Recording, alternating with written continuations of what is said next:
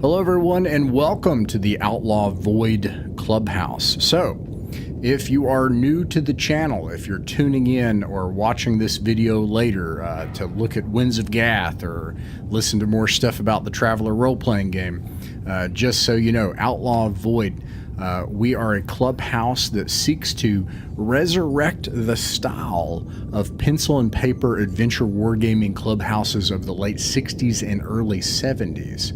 And how that involves Traveller is, of course, the 1977, the original first edition, first printing version of the game, book 1, page 1. It says this is a game for up to 40 players. Well, the Outlaw Void Clubhouse plays with 40 players who are playing on one subsector map, all simultaneously going in multiple directions. So we are playing Traveller as an adventure war game. That is what we do. That, as well as exploring the original rules of the game with a textualist approach, like let's do what the text says and see what happens. And we also do this. We look at the source fiction, and when we come up with encounters from the text, we assume books like this one that we're about to talk about, and others hopefully in the future. So everybody, welcome. Today we are going to talk about what I believe is the key text, the key source of literature to understand the Traveller role-playing game, at least classic Traveller, though also I think really modern Traveller in ways. We'll talk about that later. I'm joined with my friend and pulp science fiction expert, Tanner. Welcome, Tanner. Thanks for joining. Thanks for letting me join the voyage. Although I should warn you guys at the start, I am a pulp fantasy expert and enthusiast. Oh, my bad. Well, that'd be bad about it. It's good. Science fiction, I'm kind of in a weird spot, which is why I was overjoyed to join this project, even though I'm not actually playing in the Traveller game right now. Because I like science fiction, but I have trouble talking about it because I'm not crazy about a lot of the sacred cows of science fiction. Like, under no circumstance should you get me on a rant about Robert A. Heinlein. We're going to talk about Heinlein, by the way. Don't get me wrong. I'll give it an honest review later on. You know, I'll do it, but just a little warning there for down the line. Don't say I didn't warn you. But well, so right. It was really nice to get into something that I'd never read before and I'd wanted to for some time. Doomerest. Yeah, man. Yeah, and I had this is my second, partially third, kind of because I dabbled and hopped around in the text and revisited it. It's kind of my third-ish read through of this book, and it changed my mind. So, without further ado, this novel, which my claim up front is that this is, if there's one key novel to understand the Traveller role-playing game, it's this one novel, if you can only read one. And this text has changed my mind about things. Before we get into those, actually, Tanner, would you be willing to give us like a simple summary? What is Winds of Gath and what happens? And actually, wait, I'm sorry. Everybody, spoilers. Okay, let's be honest. Like, listen. Okay. If you're listening to this right now, expect spoilers for this book. I don't care if you don't watch this video and say, never mind, and you leave and you forget about it. Listen, go and read this book first, and then come back. It's on Internet Archive. Yes, everybody should be able to get this book. Yeah, man, I thank you for mentioning that. You can probably find a copy at your local used bookstore or online for like $2 to $5. Oh yeah, I found it for $10 or something. Yeah, that's right. Yeah. Okay. So yeah, give us the plot summary if you would. All right. Understanding there's no such thing as a simple synopsis. Yeah. Our story will open with the figure whose face I've taken this session, Doomerist himself, Earl Doomerist. He wakes up from low passage travel, so there we go, array of travellerism right there. I think it was it 10 or 15% chance that you don't wake up again if something goes wrong, but he does. He beats the odds like he does many times. He drinks down. Actually, I'm not going to get this nitty-gritty, but his ship's actually been sent to the wrong direction because of some situation with the Cybers, who we're going to get to in a bit. So he's pretty much stuck on this really beautiful but really rough place called Gath, which, if memory serves, it's stuck in place, right? So one side's the frozen side, one side's the sun's always beating down on its side, and in between those is a mountain range where the titular winds go through, and you really don't want to get caught in those because they have a funny effect on our minds and bodies. So he and an old traveling buddy, and I need to make this clear to you listeners, they use the word traveler more than once in this book. That is where the phrase comes from. They were good boots. A wise traveler looked after his feet. So he's kind of stuck here with his buddy Megan, this old fart who, actually that's a bit mean to Megan, who, I'm not sure if this was your thought, Ross, but when I was reading Megan, did you imagine like a really old Rory Calhorn?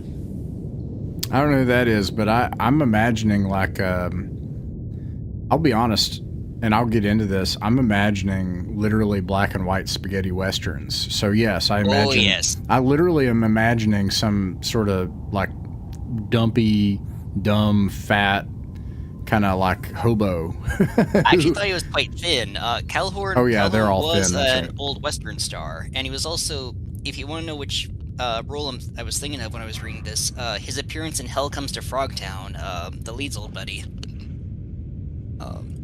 But we'll get to that in later. They're down on their luck. They've got next to no money. Earl Doomerist blows a fishing gig, not because he did anything morally wrong. Another worker was getting attacked by a fish, which took his legs, and he cut the net to save his life, and that cheesed off the boat owner. And so he takes a chance and wins a rather ruthless gladiatorial match against this like pampered, oiled, like flexing bodybuilder named Moiter, I think his name is. Great name, audience. And I also love the description of this. He's like, it's this big hurrah, and Doomerus is just like, dude, I need 100 credits and a trip out of here. Does not oil up, and right as the match begins, starts with just a smashing kick to the shin. Like, just... It's the perfect kind of contrast between the haves and the have-nots. And I've got another note here.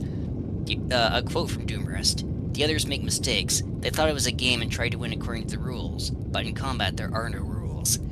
Very proto-Warhammer there. And this leads to the big plot of this, the big crux of it. Earl Doomerist getting involved with a little bit of a succession crisis because the matriarch of this planet is having a little bit of a political battle with her advisor, who is a member of a faction called the Cybers, who are these specially trained, picked from a very early age, this might be harsh language here, emotional eunuchs. They do not emote, they do not get excited, that's been fried out of them, and they all are serving some darker agenda purpose. And their boss is a bunch of former Cybers whose brains have been put into this gigantic jar on their home planet. Yeah, man. I think that's basically you got this errant space hobo, and then he gets involved in high noble intrigue between the Cybers and and some of these techno-feudal nobles, and so that's what plays out and on this planet that he didn't intend to get on. So, okay, so the next thing, let's kind of go over our like high points. I'll get started here. I'm not going to go into them. I'm just going to bullet point them, and then you give me yours if you would. So mine are big takeaways. I only have 3, and then I have like some others I'll get into, and we'll go back and forth. I used to say that classic Traveller is fundamentally compatible with modern Traveller. My second read-through of this has convinced me that's not true, and that they are actually fundamentally different, and I'll give some specific examples later when I crack this open. So that's my first point. The second one I have is, and this is The one where...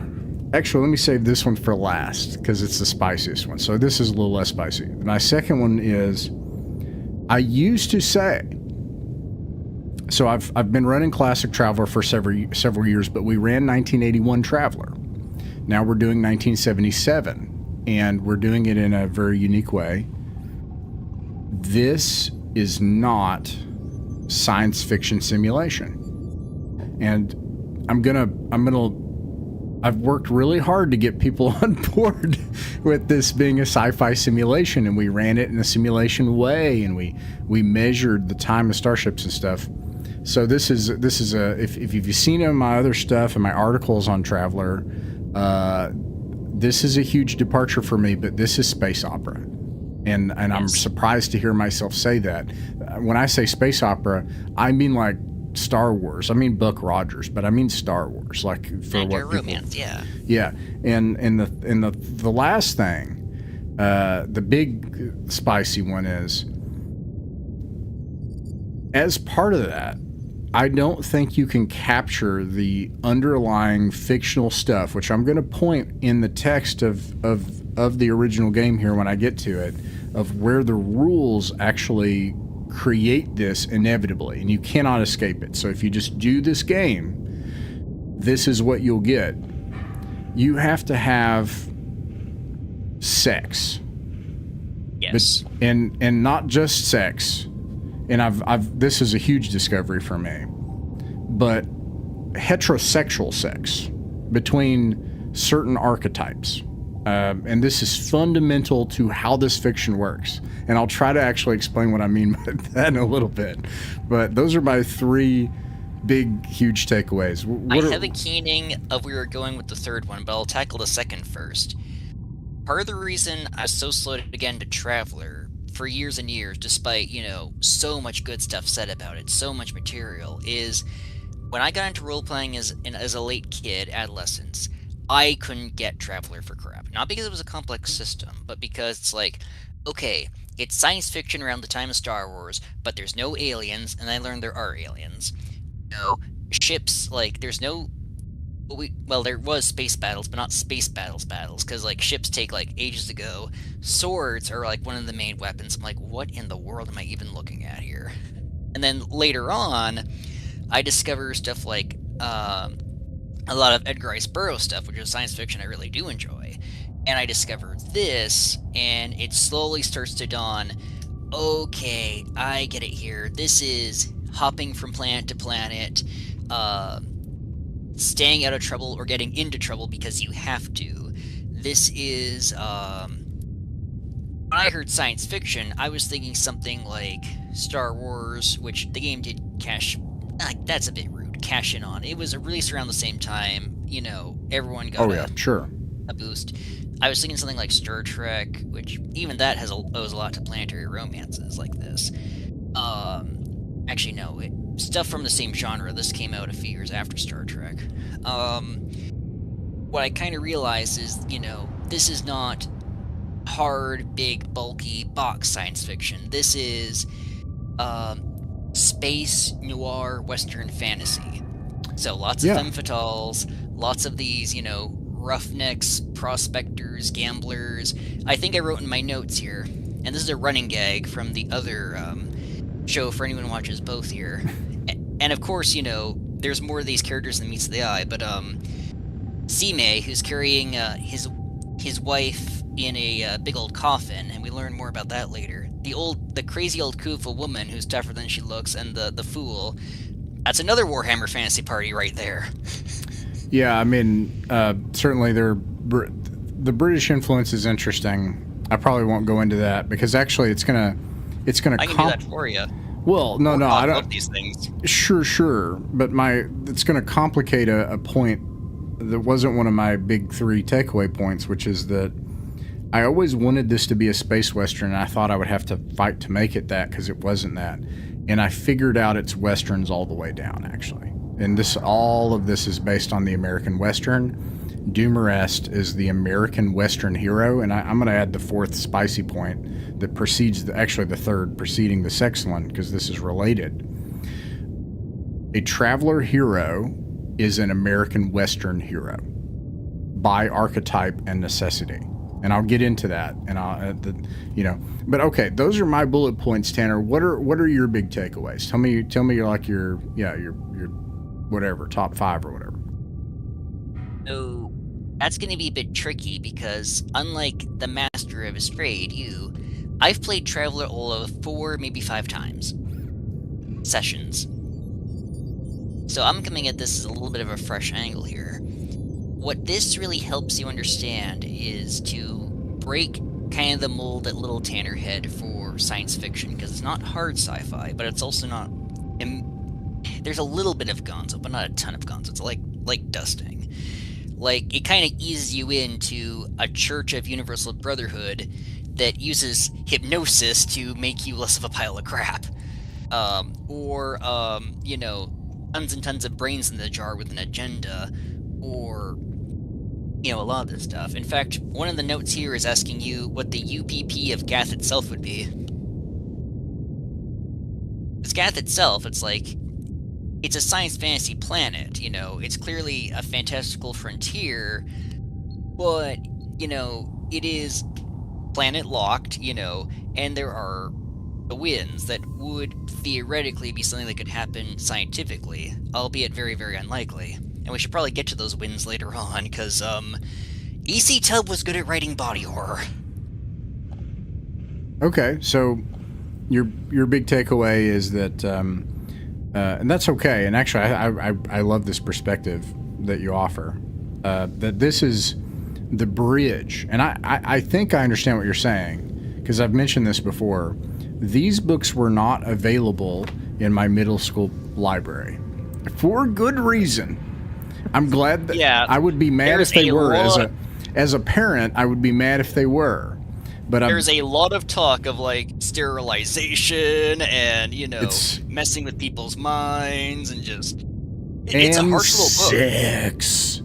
It's sex. It's brutal. So yeah, and Poul Anderson stuff, or all this other stuff. It's sexy and nasty and gross and all this stuff. So it didn't belong in the middle school public library. So I discovered Isaac Asimov and Arthur C. Clarke and Robert Heinlein. Some of it, they didn't have a lot of Heinlein stuff either, too.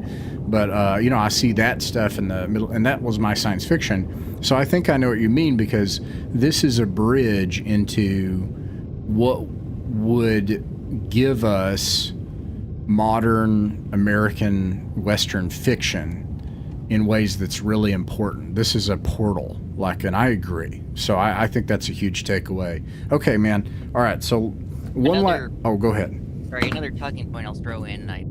Maybe I mentioned it earlier, so it slipped my mind.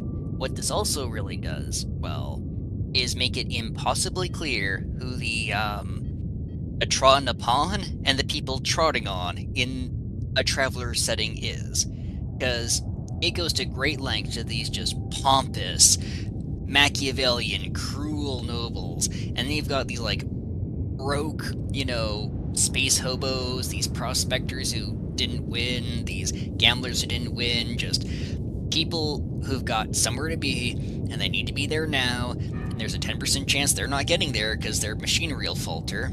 And I think there was a mention near the start that every now and again, over time, the people who operate the pods that keep you frozen get really sadistic and sometimes don't give you the drug you need to take light speed, and it messes with your head because they find it funny. This is... And Dumarest notes, he's like, you'll get there eventually. He looks at the guy who's this younger guy who administers people. And he's like, you'll be a son of a bitch fast enough. I know. It's bad. It's really nasty, brutal, I wouldn't unfair. Call this grimdark, but I will say this is definitely a piece of fiction with that punches you in the nose. And I don't mean that in a bad way. It's it's not like EC Tubb is a bad guy for writing this, but you need to be prepared going into here. Oh. This book is a really good kick to the crotch. Well, and I'm learning, if you go back, you realize, fundamentally, and this is going to be my next point, and then we'll go and we're going to crack all these open. And I'll start with your number one, and then we'll go and we'll toss it back and forth. But Traveller Roleplaying Game is that way. And you really only have two options. You can either ignore that and change it, or you can do it. And if you're going to do it, why? Why is it there? And I almost have never seen anyone ask this question. Well, because Mark Miller liked these novels. But I've never seen any other analysis go further than that. You and me, brother, we're going to do that analysis tonight. I hope. I think we're going to do it. And well, so I agree. And good. I really, pardon us, folks. There's only two of us. So we'll be stumbling over each other a lot. Something that really annoys me, not just about like Traveller fans or D&D fans, this is like a really common thing, is that like so often the waters that the authors of these games swim in is dismissed, like what you just said there. Oh, he liked it, so it's in there. Or, oh, he liked this thing, so he mentioned the novel. No. Sit down. Think about why this is here, what he's taking from it, what he's not taking from it. It's like... Yeah. Well, I had an epiphany where I realized I had that attitude towards the sex thing, which I'll get to. I was like, oh, these 70s authors are just degenerate weirdos. And I actually... Some of them were.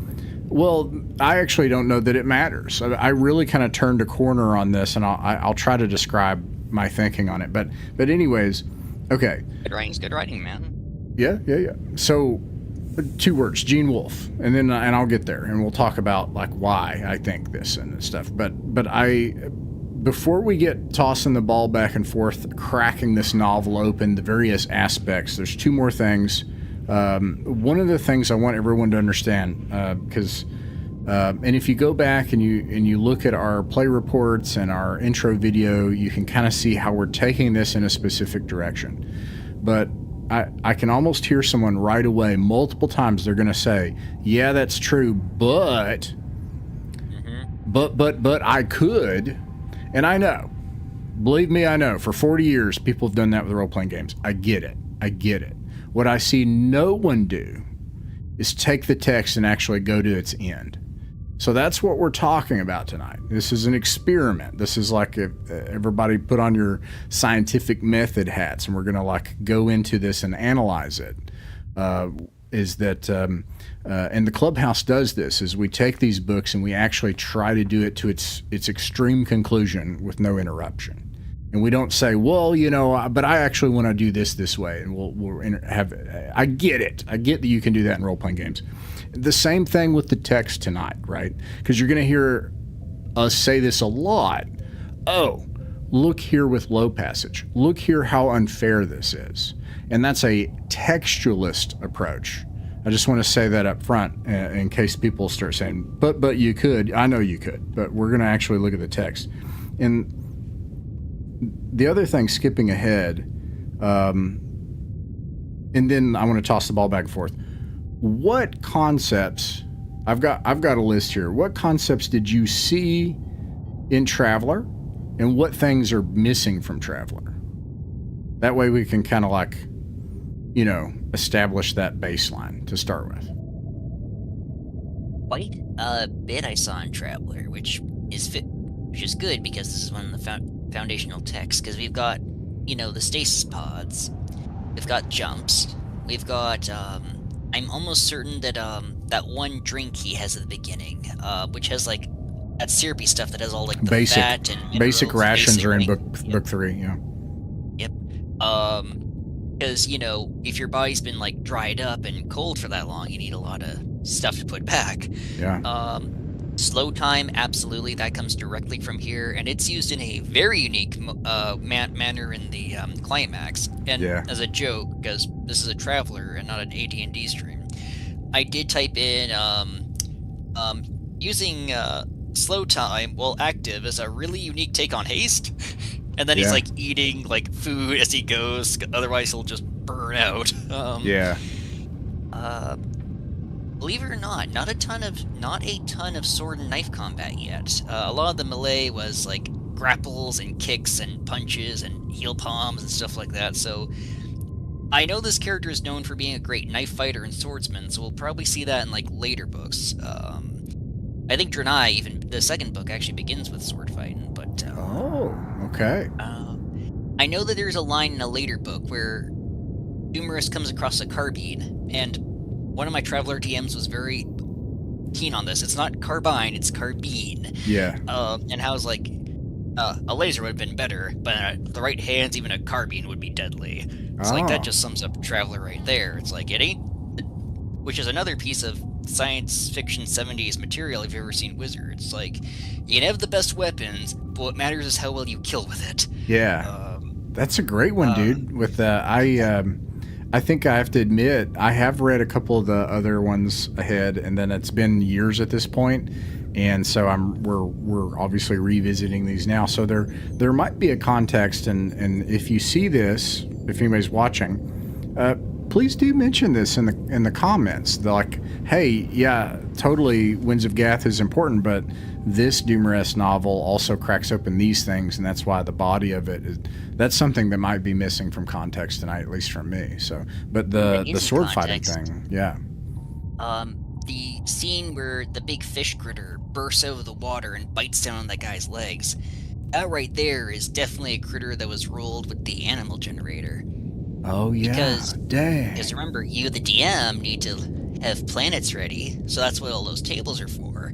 And if the players encounter a critter, it's unfair to have the DM make like 14 billion animals that populate this planet in a coherent ecosystem, so you've got the random rolls as to what the critter eats, how it hunts, how it sees, and you just adapt that to whatever planet you're on. Yeah. I have a secret fifth thing, which I was going to reveal, which all I'm going to say is I think I have fundamentally misunderstood Traveller until now. And I'll say why later. But that fish thing, how this comes up in our game is travelers will be on a planet looking for a patron and they'll fail. And the question is, why in God's name would you ever go out into the wilderness? So there's a section of book 3 that says wilderness, and you start rolling for these animals, which are aliens. And these aliens can be benign or they can be freaking predator freaking alien, like crazy crap, right? Why would you do that? What's going on other than if you have a patron that wants you to go out there and then it says they'll reasonably equip you? And the answer's here in Doomrest. And I'll point to that later, but I'll say he did it because he had to live. Mm-hmm. Yeah, he needed to eat. This is definitely Traveller when you have next to no money. Like, he even says, I'm just trying to suck not marrow, but like something out of this grass here. Yeah. If I don't start eating soon, I'm not gonna be able to even do that. I need to risk this in a fight. Like, it's brought up multiple times, his malnourishment. That's how severe it is, where he's like, I don't know if I can fight to survive. That servant who's a psychopath of the noble tries to kill him, and that gets brought up, where he's like, I need to try to maintain my consciousness despite my malnourishment. That's how severe the mud core. That's how far down we're going here. Yep. All of this in the hopes of one day finding home again. Which actually, and this really shocked me here, because the big backstory of Doomrest, the whole crux of the series, probably because this is number 1, and Tubb didn't know if there was going to be more of these, is not given even in full until like page 60 of a 200-page book. Yeah. And even then, it's kind of doled out, kind of the state of Earth, how people forgot it even existed, how he's trying to get back there. And we know that the Cybers don't want him back there, but we don't know why yet, and that'll become a fixture later. Yeah. Okay, well, that's great, dude, especially the swords. Totally missed that one. Good point. I sort of had it like, oh, well, it's to my further point later, which is that it's actually an American Western, and that this is actually essential to all of this. But it's key to the game mechanics. All right, here's the game mechanics I saw. I won't repeat yours.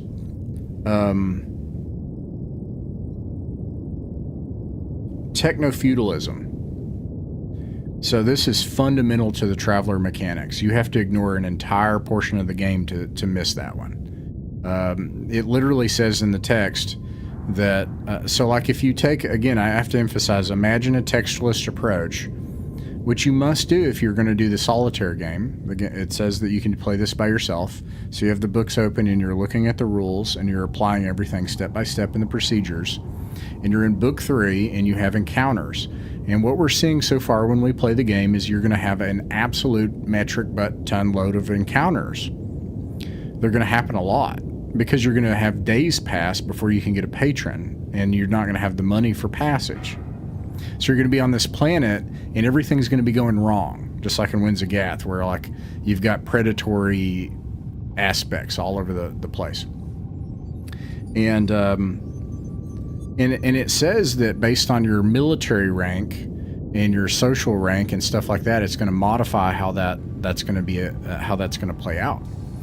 It's essential to, and then also you have to say what would happen if you were a baron, or like if you roll a high social and you keep getting bonuses and you end up with a baron. What is a baron, right? A baron is somebody who owns like an entire portion of a subsector or a subsector, right? So like, what does that look like? And now all of a sudden we get into space Viking, which is probably going to be our second one, right? But anyways, techno-feudalism is obvious in this, as you mentioned. This, like, you have the highs and the lows. I think what's really essential here is the space operatic sense of something deeply human, like Dune, where it's... This was definitely both made in the shadow of Dune, and this is absolutely a new wave of science fiction novel. Absolutely. If you pick this up and pick a random page and just started reading it, you'd have no idea this was science fiction. I would argue you might immediately start thinking it's a Western. Like if you're just like, what? Science fantasy. Well, I mean, you wouldn't even know because there's no evidence. There's no ray guns. There's nothing. There's no mention of technology. There's no starships. There's a couple references of ray guns here and there. Like I know it comes up. I'm just saying, if you take the book and just pick a random page, I'm gonna do it right now. All right, I did it.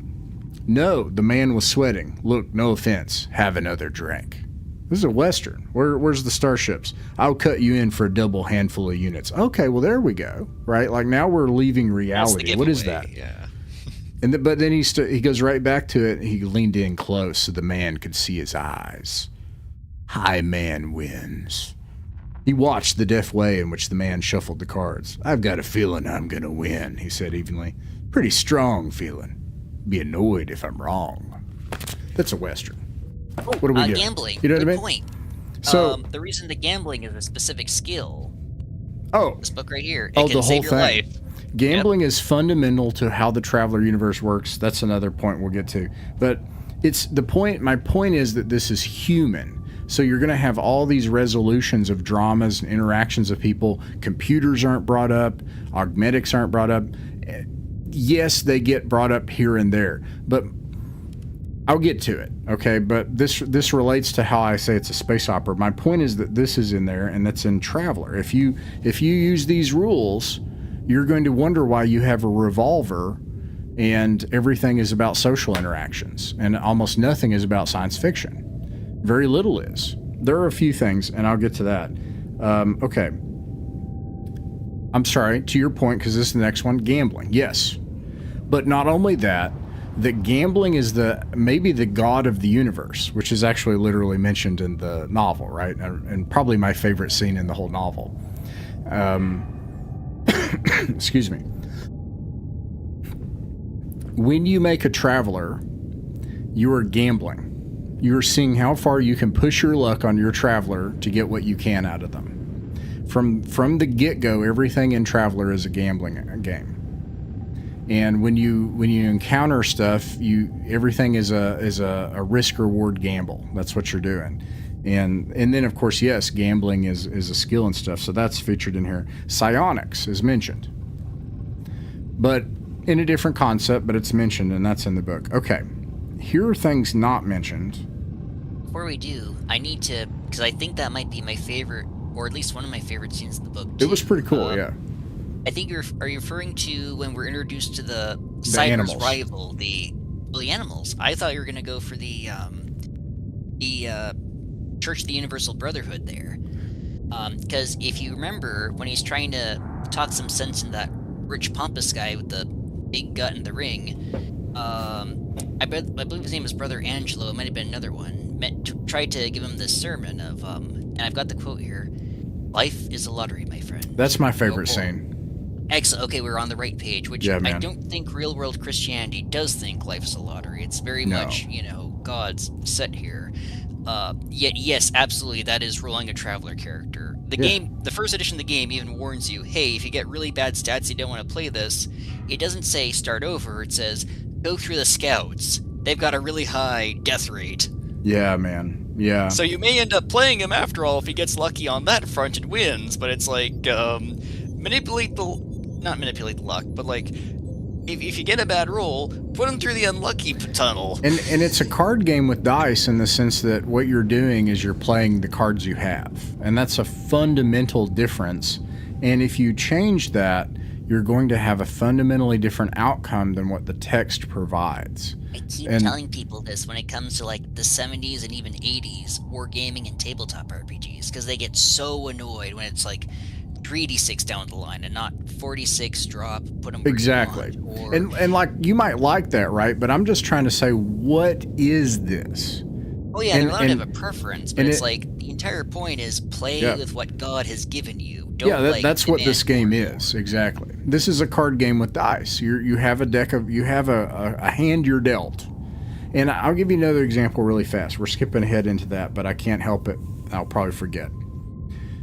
How do you find, if you're trying to find someone, let's say that your skills get you locked onto a planet and you don't have a starship and you don't have skills that would provide working passage. Let's say that you have the skill admin 2. That's easy. You get it. First, you get a job at a place that needs administration.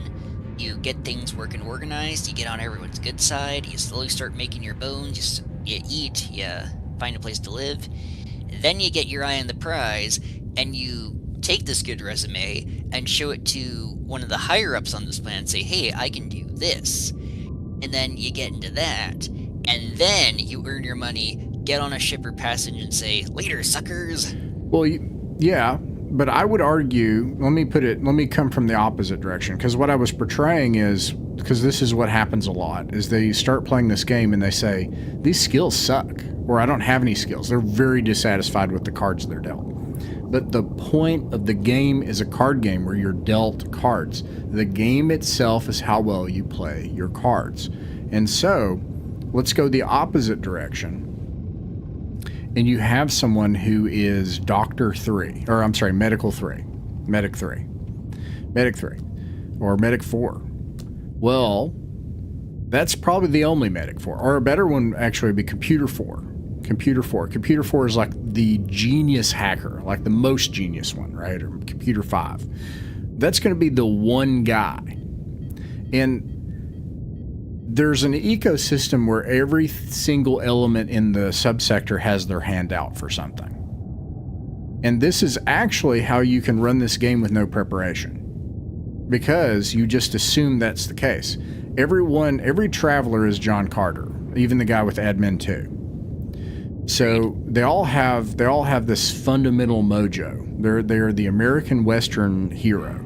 They're all Clint Eastwood. But if someone has rifle... Well, actually, this is a fun example. If you have Cutlass 5 or Cutlass 6 or something, because it says there's no limit in this version, you're probably the greatest swordsman in the sector.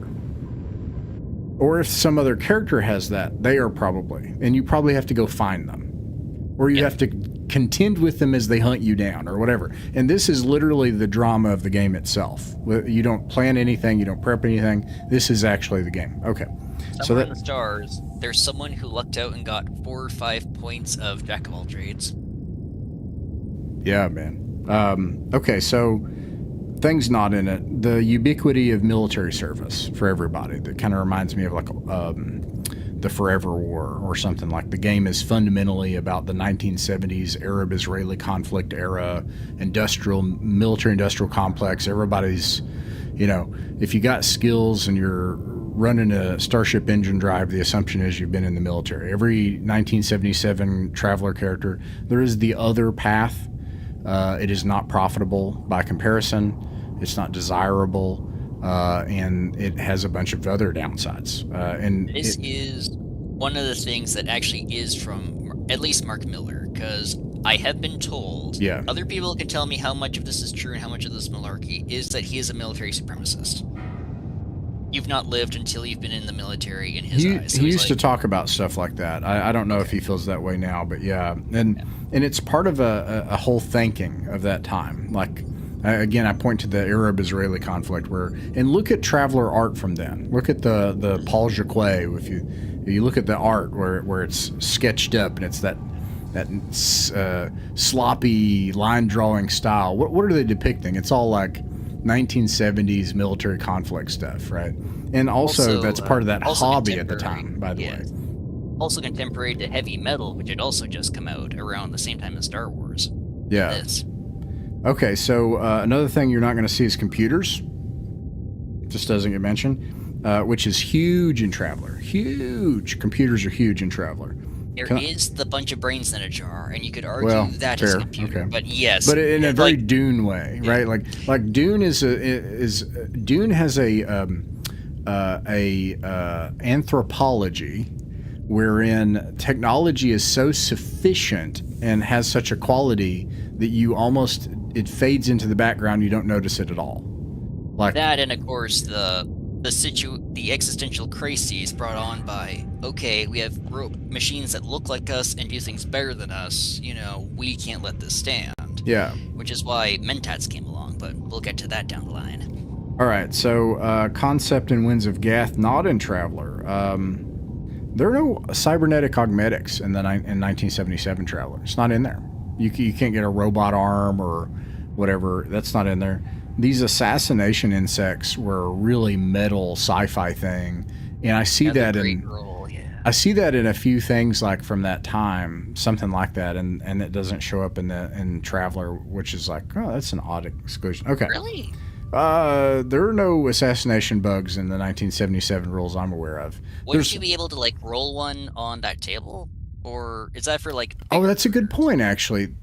That's a good point, is that they created it was a bug, and then they said they primed it, and so maybe it's wanted to breed, which is horrifying, and it barrels to someone to For those who have not read the book yet, and you should, this is a special assassin bug. It bores into you, it lays a bunch of eggs that go through your bloodstream, and they're tough eggs. You are not getting those out, so you either just commit suicide and just cut to the chase, or you let tons and tons of these insects chew their way out of you and leave you just eyes without life Swiss cheese. Yeah. Like I said, Tubb was really good at body horror. All right, so let's go back to your first one. What's your first takeaway, and let's crack it open. Let's go deep. Oh, this being the bridge between hard and soft sci-fi. I love it. Because, again, it's not hard sci-fi, but it's also not dreaming hippos floating through space sci-fi either. That's right. Kind of like how heroic fantasy is not quite low, grim fantasy where you die of an affected sword wound, or, super rosy high fantasy. It's somewhere between there, and it's its own thing. It's heroic fantasy. You mentioned Edgar Rice Burroughs, and this is that. Yes, thank you. This is that. Yes. Yeah. Also to note, and again, I'm trying not to bring in too many D&D-isms here, a Traveller character and a D&D fighter are not that different at the end of the day. I completely agree, actually. That's right. That is correct, yes. The fighting man and the Traveller are the same in the sense that they're both John Carter of Mars. Yes. If you are bored of the D&D fighter, especially old school, read Winds of Gath. You'll get very unbored very quickly when you see what you can do with them. Yeah, man. Okay, all right, let's see here. So here are a couple of my pitches. So the first one is this. I'm going to try to describe this. I'm going to try to technically prove and describe how this is essentially I say essential as in essentialism, like it's required. This is essentially space opera. And I changed my mind on this. Now, I get this more from the 1977 rules. I have the 1981 rules up on the shelf, and there are a few additions to it that change it in a simulationist direction. But let me give this example here. This is book three of original Dungeons and Dragons. Now, Tanner's in that game, so he's seen this. This is the crux of that game. Is on page. I'm trying to familiarize myself with this. Yes. Page 18. These are all charts. Now, this is a very thin book. This is not a lot of pages. I don't know. It's like 40 pages or something. That's not very big. But okay, is there an encounter? Okay, what distance is the encounter? And then the very next thing is it clear? Is it woods? Is it river? Is it swamps? Is it mountains? Is it desert? And you even have a weird chart over here. Optionally, arid plains. Optionally, is it not on here? I was going to say... It's under desert. Barsoom critters. Barsoom critters, right. Yep.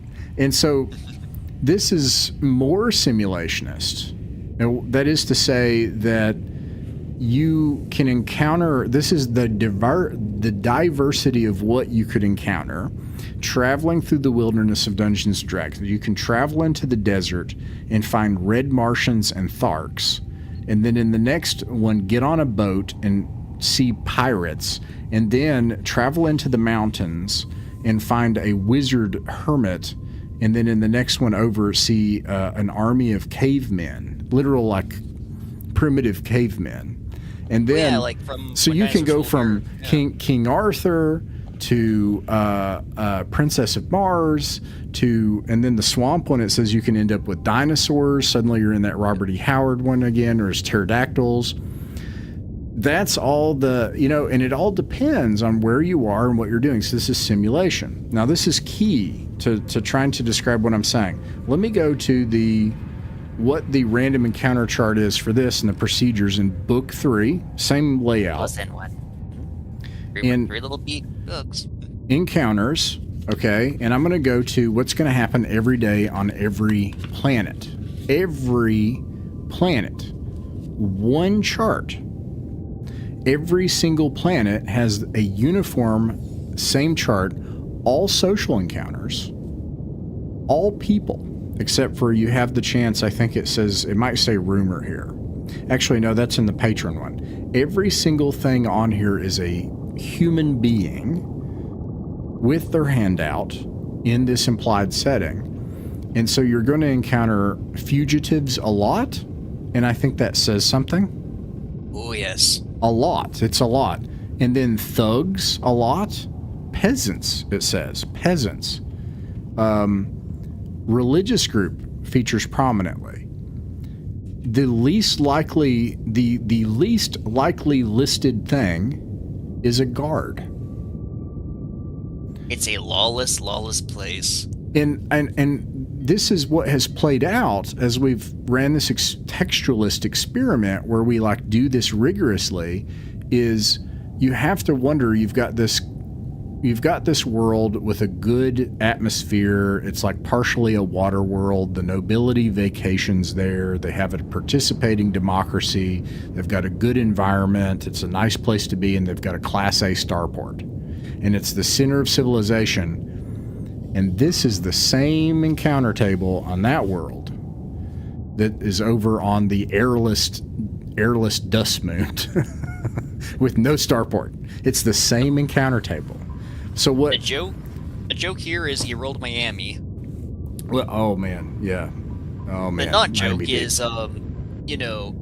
this is very clearly speaking to a very lawless, very untamed, very corrupt system. You even mentioned that when you tried to introduce this game to your 4-year-old daughter, I couldn't do it. It failed because she didn't love that everyone was a crook to some degree, and she's like.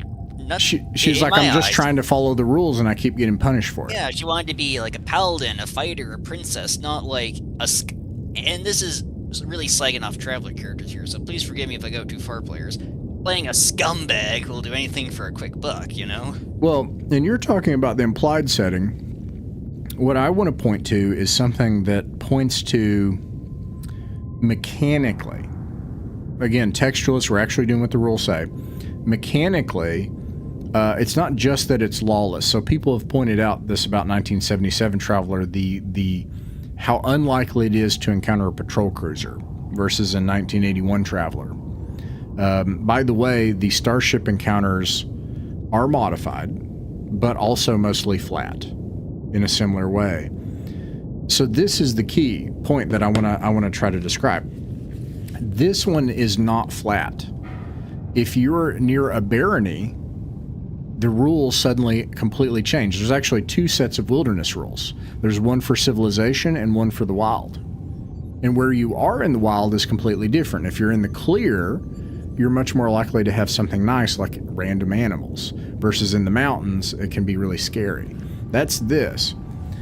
This is flat. The patron encounter is always the same no matter where you are. So what does that mean? That means this is a dramatis personae. This is a opera. And this is key. So this is something from, I'm going to bring it back to Winds of Gath. Winds of Gath only has about 6 or 7 characters. About it. It's got a noble, and it's got I'm not talking about, so in Traveller terms, what you might call routine encounters versus random persons.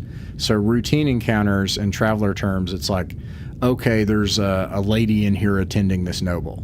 We don't know her name. She's never brought up again. She has no function except for an object in the room, right? Or whatever. She's functioning. She's a functional object. But the character does matter. So you've got like,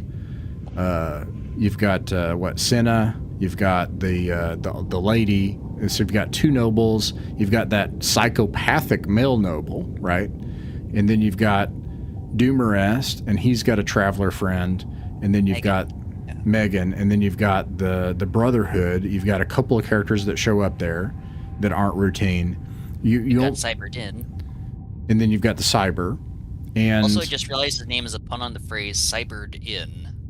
Now, early on, I would suggest the scenario changes, because you start on a starship, and it actually describes a little bit about how starship life works and what the duties of a captain are, and so that's a different thing. And in that situation, you have 2 or 3 important encounters, but once you get off the starship on the planet, there are about 7 total characters. The reason this matters, and I want to compare. I don't have a hard copy of it, but I'm going to compare this book with Mark Miller's Agent of the Imperium. Have you read that, Tanner? I've not. Remember, I'm pretty fresh to Traveller. So, Agent of the Imperium is a novel literally written by Mark Miller in 2015. People might argue that that is the best book to understand Traveller. I read that before I read this. Mistake. Now, Agent of the Imperium is modern science fiction. And I don't know how to, and maybe you can give me the literary terms for this. But in modern science fiction, they're often trying to convey a real world.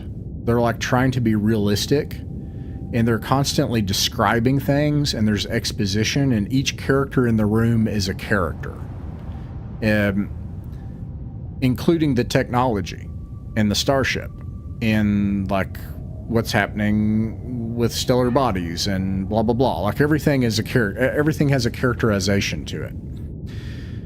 In this novel, all of that fades into the background. And my point is that there are moments where it interjects science fiction, and otherwise you would forget it was science fiction. You wouldn't even know. There's not like a lot of space guns or starships or computers, or none of that stuff gets brought up.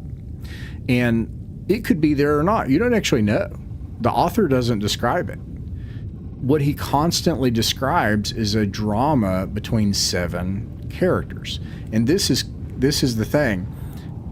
Do you ever get that weird feeling watching Star Wars where you're like, how do these people keep coming in contact with each other? I guess it's the Force. Destiny. I guess it's the Force, right? Okay, so here's where you had an entire galaxy.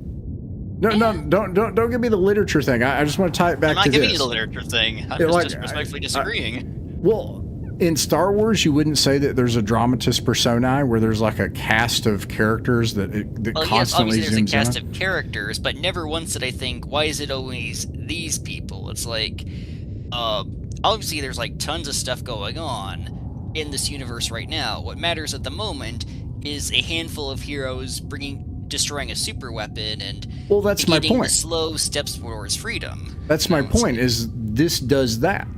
It doesn't do the other thing. It doesn't. Well, here's the thing, though. That lady in waiting you mentioned, I've forgotten her name, which is a boo-boo on my part, but she had a name. As did the one guy who was put on a spike for getting caught trying to assassinate someone. And more wonderful body horror as he's like kept alive and his pain receptors are buffed. We might disagree. I don't know. But my respectfully disagree. Well, that's fine. I don't think. Yeah. But I would argue that this is a revelation for me in how Traveller works, because that flat list is going to be the religious people are going to be who? The Universal Brotherhood. Those researchers are going to be who? The Cybers. Those fugitives are going to be who? The Travelers. And it's going to be the same. It's this dramatis personae. It's a collection of key archetypes that play out on the stage of the opera. And this would have sounded like blasphemy to myself 2 years ago, because I was saying the opposite, and I think I was wrong. I think that this is opera, and I actually think the characters are actually the central piece. And you're going to encounter them all the time. Doesn't matter what world you're on. You're constantly going to have these concepts, and this implied world is going to keep coming up over and over again. We're going to love when we get to reading the Long Tomorrow. That is absolutely a piece of Traveller fiction you're going to love, and it's 19 pages. But funny thing is, I absolutely see where you're going here, and for a Doomrest game, and absolutely, and honestly, it probably is a Doomrest game, because I'm the kind of guy who does put figures like Doomrest and Conan on his random encounter charts. I do like, going into a tavern and you could bump into like Red Sonja or Gandalf or something. I'd argue that those would be weaved to the planet that you're on. So like researchers, they could be the Cybers, or they could be like this archaeology team with this big like but that's not what happens. That's what I'm saying. I'm with you, or me from 2 years ago. That's why I put the asterisks at the front there, bud. It's like for a Doomrest game, I agree with you. Well, this is the Doomrest game. It turns out that's why I corrected myself. I'm not just shouting words into the breeze. It turns out as we play this one, it turns out it's a Doomrest simulator. Now I get you. Now I get you. And I'm not telling you what I want to have happen. I'm telling you what's been happening.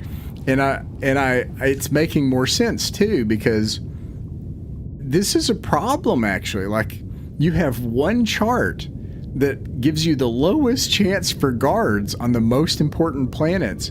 And yes, to your point that this tells you about the setting, but this is a mechanical feature of the game. This is actually this is the game actually.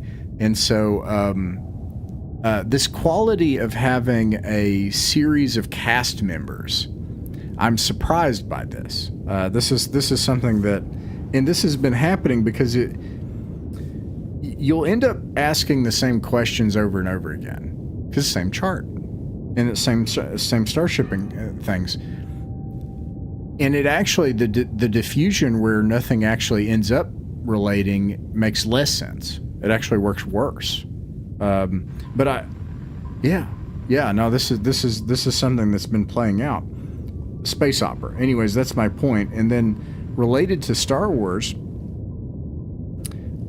this is a Western. This is when I say Western, I tie this back to your mention of John Carter, which I would say it's also a Western. You have this heroic archetype who, unlike who are the Greek heroes who tried to fly to the sun? I thought about this one today. Icarus, right? Oh, no. What happened with Icarus? Daedalus told his son Icarus, hey, don't fly too close to the sun because the wax that's holding your wings together are going to fall, and we're Yeah. We're not going to be able to escape. His son didn't listen. In his hubris, flew too quick to the sun. It melted down into the rocks he went. Right. And his So- father was the one who survived. His father, so Icarus is the one that flew, right? Yeah, right. Yes, and Daedalus, well, they both flew, but Daedalus is the one who, knew not to tempt fate and make a fool of himself with those wings. Yeah, I was thinking about this today, that was actually an affront to the gods. That's why it's not about... Hubris, man. It's not actually because of the physical quality of the sun melting the wax. That has nothing to do with it whatsoever. That's our mind. That's how our mind works now. The point of that story is this is a truly heroic human who can has wings now and flies. He's defying the fates, and that's impious. And the gods smote him. That's the point. And I bring this up because also Gilgamesh, right, and Enkidu, right, this is a hero defying fate and the gods. And what happens? He gets punched in the face and loses Enkidu in the end, and he realizes he has no power over death. And or Arthurian heroes, right? They ultimately realize that most of them can't ever attain to the chalice, and they fall to their vices. And yet they're these mighty heroes. And these are good stories, but the American hero is the opposite. A secular hero, yes. I won't go there because that's a whole thing. We're gonna do the sex thing still. You've been buttering us up for close to 90 minutes, so we'll save the whole is American secular for another time. Well, I would argue that it's deeply not secular, actually, because it's American, but that's an argument I don't want to get into. I think I take your meaning, though. I actually think I'll that... explain another time. You're probably right anyway. No, I know. We could go there some other time. That's a big rabbit hole. Let's not go in that one right now. But we'll just do the sex thing. That'll be enough. Yes, indeed. But the American hero thing is essential, in my opinion, because the key difference is that suddenly Icarus does fly to the sun and punches the sun in the face. That's Conan. That's John Carter. These heroes defy fate, grab it, and say, nope, I am actually going to control this. And that's the American hero is immediate versus cosmic forces and sovereign. Their will, their individual will says, I can do this, and they do it. I don't know what to think about that. I don't have an opinion on it. That's not the point. But I actually am going to say this is fundamental for Traveller working well, like putting oil in a machine, is that every character is an American hero, a male American hero. We're talking John Carter and Conan and stuff like that. And that's interesting to me that these novels are in Space Viking and stuff like that. They're all these American heroes, Western heroes.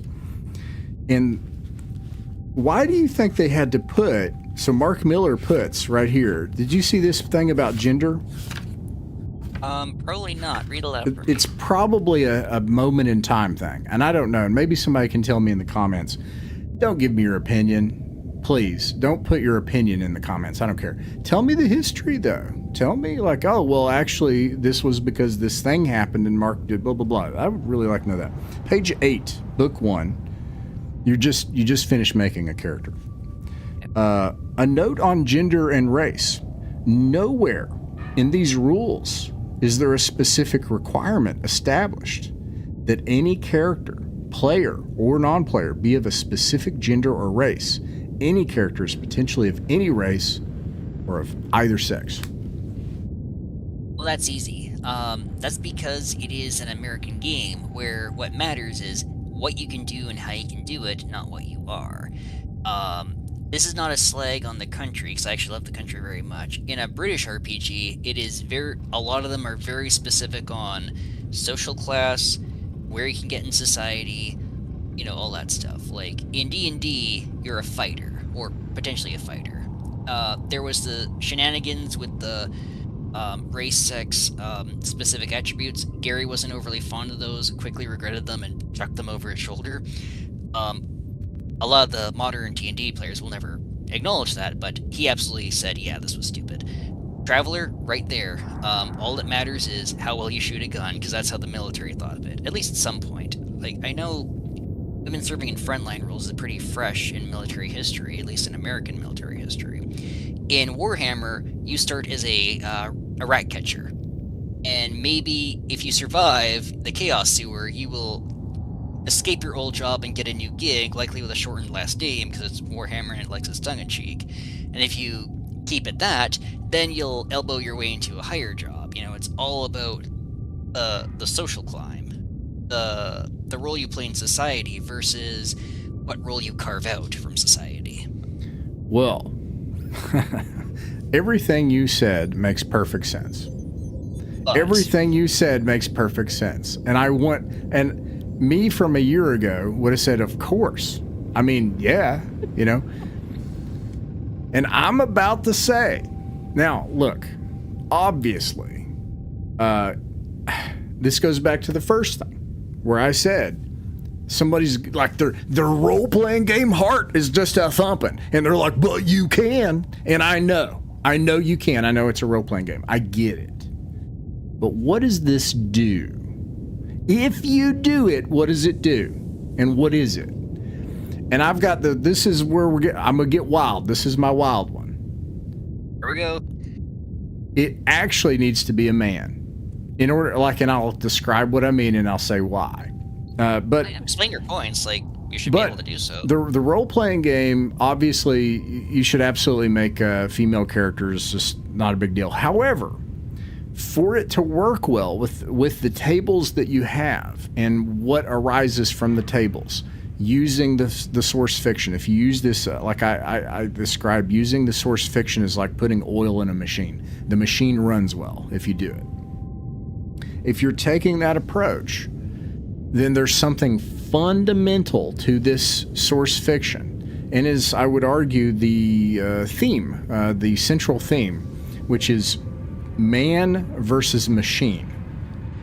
And this goes into Star Wars and like other things, and this is like a whole thing in the 70s and, you know, kind of like post-industrial stuff. There's a whole thing about this, right? Like man versus machine. And, but the central conflict of Doomerast is this being a human, being a man, being a human and flesh. And that's why Earth matters. Because why does Earth even matter? Why is he trying to get there? Home. But why does home matter? And the reason is the flesh. I don't gotta explain that. It's because you just know it. It's because you're a human. That's why it matters. It's the anthropos. It's the human. You know, that's the part that matters. And it happens again and again. I swear, if I randomly flip in this text, it's going to zoom into 2 or more human beings doing flesh and blood stuff, and it's going to get real fleshy. I'm going to literally do this. Whoop, here he goes. I just picked a random page. Check this. Check how fleshy this is. He lifted his muffs. That's literally the first ones I got. And listened and screamed and fell 200 feet to his death. On the plain, Prince Emined, it zooms over to another character, blanched as voices rang in his head, sharp, accusing, the words, men long dead. This is the winds itself, right? It doesn't matter. I can literally pick a place. I can pick a place anywhere in this text. And it's going to be a human being struggling with being a human being. And that's going to be the point. And the antagonist of the text is the anti-human. It's the thing that says, stop being human. That's the key. Why does that matter? Because of sex. But not just any sex. Sex that smells and has a person and feels a certain way. Because it's not just... That's where I get finally weird. at the point. I'm this getting is finally that. where we talk That's about it. Sex and Traveller. Sex We're and gonna make Traveller. Dixie proud, people. I think where one of the things I've went wrong in Traveller is it has to have sex in it, and all of the people playing, and this is tabletop. The D&D game we have a couple of female players, but there's no female players wanting to play Traveller. We've had two, but they're not active. They're not actively playing right now. But I don't want females to play females, because I actually will also argue, I've also changed my mind. I think this is crazy. My past self would have thought I was nuts. I think this is a role-playing game. And I say that as someone who says, oh, it's not a role-playing game, it's a pencil and paper adventure game. It's not a role-playing game. It doesn't have this is a role-playing game. You should be playing a persona. That's actually what this is about. It's wild that I've come to this conclusion. Ergo, male players should decide to be playing female characters because they need to be engaging with personas. So they ought to be playing females. And I'm looking at it, and we have maybe one, Mika, I think. I think one man made one female traveler, and I think plays her like a man, which is part of the problem with saying you can just be any gender. Because I actually think what we need is females fulfilling a mythic female archetype of being human. So they need to, and this is where I'm going to say I think I had this wrong, because I used to look at Poul Anderson and I used to just say, man, their depiction of women is just terrible. I used to just feel that way. I used to read it, and I used to be like, and then my journey took me to Gene Wolfe. And what I discovered was Gene Wolfe, and it may be that some of these pulp authors didn't do this as well, but Robert E. Howard did, I'm going to contest, and Gene Wolfe did. And what it is they have an unforgiving sense of, like, people are going to sell their body to survive. That's a Robert E. Howard thing, for example. Like, I think I mentioned that when we were talking about it, that there was that story of that woman who's like, hey, I'll sleep with you if you get me out of this. And Conan's like, why would I do that? You'll sleep with me anyway. Or I could just take you right now. I'm like 5 times your size. And it's not because Conan is evil. It's because there's this horrible realism which reveals certain things. And that's key to the text. And Gene Wolfe is that way. What Gene Wolfe is doing is he's saying, hey, this is actually how the world works. This is a fundamental underlying thing about the world, is that when push comes to shove and everybody's starving and everything has gone to shit, people are going to be selling their bodies, people will be desperate.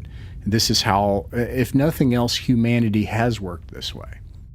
And so it's like a looking at that indignity of the flesh and saying, do you want to actually be human? Because this is the price of being human. And I think that being human is actually one of it is obviously the theme of this novel. But I'm starting to think, like, again, what is on that encounter chart? Humans. What are you doing when you're like, what are the mechanics for encountering those humans? Human mechanics. Do they like you? What's your status? Were you in the military? Who are you? These are human things. All of it is about human and social intrigue. Okay, so that is my argument for why our Traveller campaign should have not only female character personas, but they should seduce people. They should manipulate people. They should sow chaos. I think they should assassinate. They should try to sleep with people. They should lie. They should be powerful and horrifying, like the female Baroness, right? She was like horrifying, right? Like, you know what I mean? Like, uh-oh. Can you still hear me? I saw that too. Yeah, I can still hear you. Oh, I guess I'm back. Okay. I still the buck? Yeah, but I don't know. What do you think about that? Okay, so yeah, I'm tell me. gonna go through this as quickly as I can. First, yeah, tell me. Funny you should mention this is a human game for human players. The only mention of aliens in this novel, and potentially this series, unless we see like other sentience, is one woman has a tapestry, I think it's Sina, made by like this arachnid people who make the finest silks a couple galaxies over. I remember that. I love that. So this is kind of it's like, I'm not sure, okay, is this early installment weirdness? Are we actually gonna see other aliens? Because like, that's such in 1 or 2 lines, just paints this like beautiful picture. I'm like, oh, this is so cool. But, so yes, women patrons, NPCs, rivals, whatever, should absolutely seduce players and just characters in the game, absolutely assassinate, absolutely have goals. That's the setting, that's the genre, that's the archetype. Now I'm going to question my mind. In fact, and this is not quite the same thing, but when I run or when I play, because I actually do love playing women characters, and I'll let you make whatever judgments on me that you will. I'm on your team now. I've come around. I'm going somewhere, dude. That wasn't meant for an open question. Sorry. I'm just enthusiastic. I'm just agreeing. Yeah. I can tell. Like, you usually don't go into a state like that for 10 minutes. Sorry, go ahead. Hey, quite all right. I'm happy. Just all's good. Where am I going with this? I love playing ladies personally. I would, and I actually have heard women RPers who will mention, I don't mind guys playing girls, but they usually play them very aggressive and very solo. And that's not really how we do things. Although I would like to put in a caveat here. If these are Traveller characters, almost all of them have been in the military in some degree. So already we're dealing with a chick who's carried a gun and probably killed people. Who is a bit more self-reliant. So I would argue that Mink is not doing anything wrong in that regard.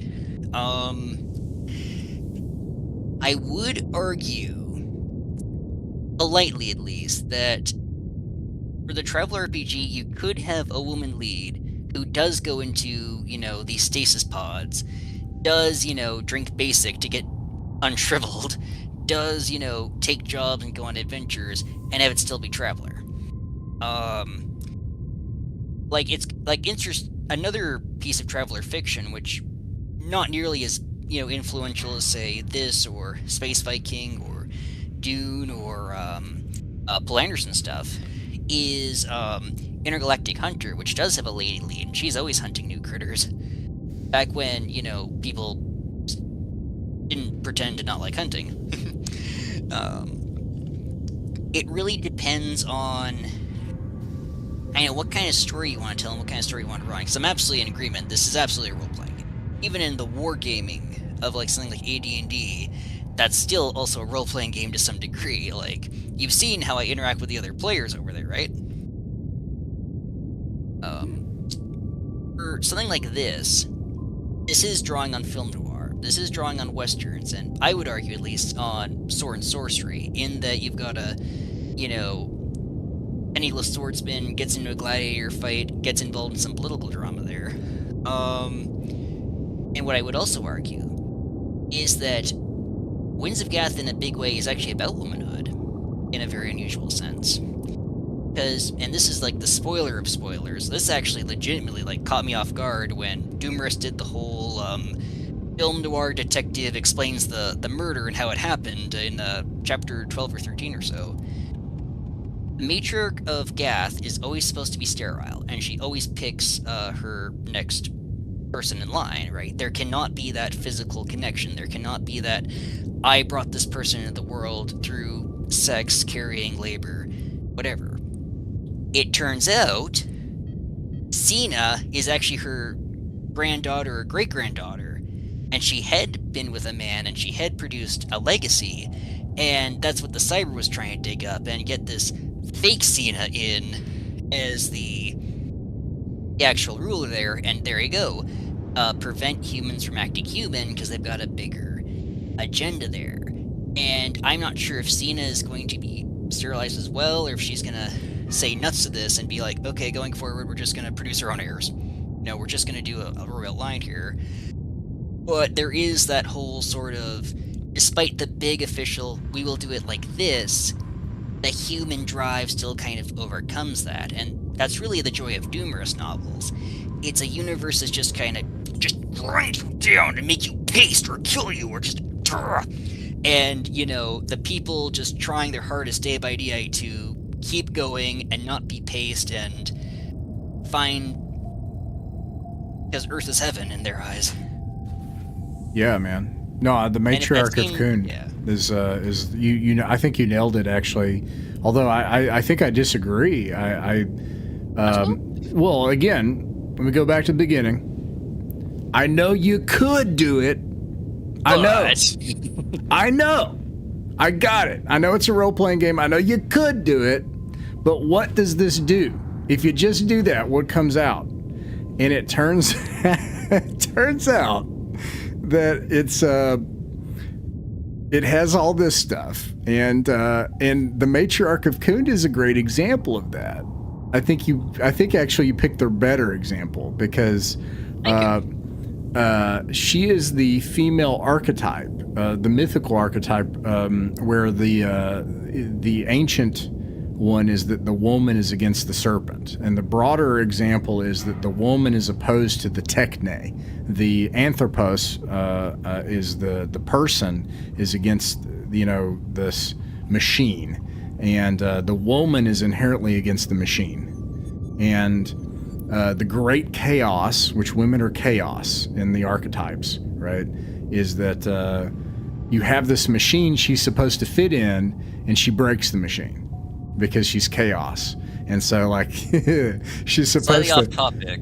And it's beautiful. Going on a good place here, but I gotta do this.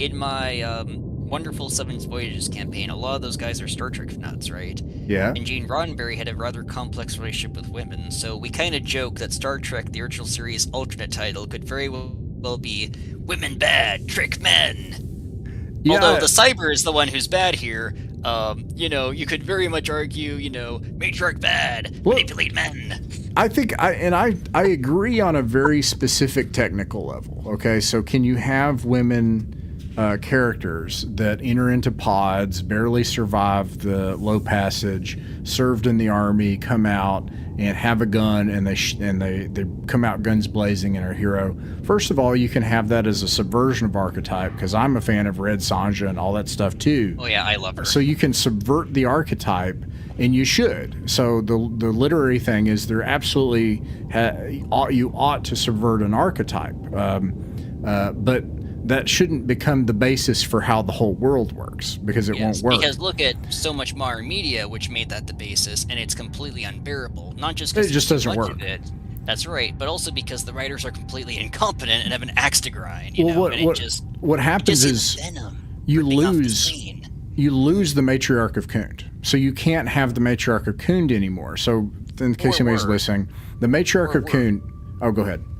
Sorry. Or worse, they write her in such a way where she's objectively right, and if you disagree with you, you're a scumbag, ignoring that, like, she's using this drug to make her younger for a brief time, even though this is wreaking havoc on her metabolism, and all of her schemes just, go to crap by the end. Well, and what it's lost there. And so for the person listening, if they haven't read the book and you're listening anyways, the Matriarch of Kund is maybe the third or fourth most important character, other than she might actually be the most important character. She might even actually be the central character of the book, maybe. Again, it's a story about women. Yeah, actually, I love that, actually, because so to reduce this, the Matriarch of Kund to me is like, who's that woman from Game of Thrones, from High Tower or whatever, like the woman who does, like, the old woman, you know what I'm talking about? She was played by Diana Riggs, right? I can't remember, but like it's that scheming old woman, and she's always like witty, and she's very worldly, and she knows how everything works, and she's making everything come together and stuff, and anyways, she's that character. I have to look it up in case anyone's listening. Old woman character, Game of Thrones. It's going to show up right away. It's going to be Alina Tyrell. So so the Matriarch of Kund is Alina Tyrell from Game of Thrones, like this, like, powerful mastermind of politics that has been holding everything together, and her rule is coming to an end, and her world is disintegrating, and I'm going to go back and read this. Nowhere in the rules is there a specific requirement. Any character is potentially of any race or any sex. Of course, that makes sense, and that's true on a specific level. But what happens if you take that and you make it the basic fundamental level of how the entire world works? Is you can't have the Matriarch of Kund. You can't have Alina Tyrell, because the only way to have that, the only person that can do that, is a woman. And so you have to have women, and we go back to the Hitchhiker's Guide thing, you know. Oh, I look so forward to doing that episode. Not even kidding you. I love those novels. That'd be great. I cannot wait to do Hitchhiker's Guide, because that is a very different but absolutely valid penniless traveler novel. And I think that there's the sort of essentialism problem, which is to say, well, can you just, okay, does that mean Alina Tyrell can never pick up a sword?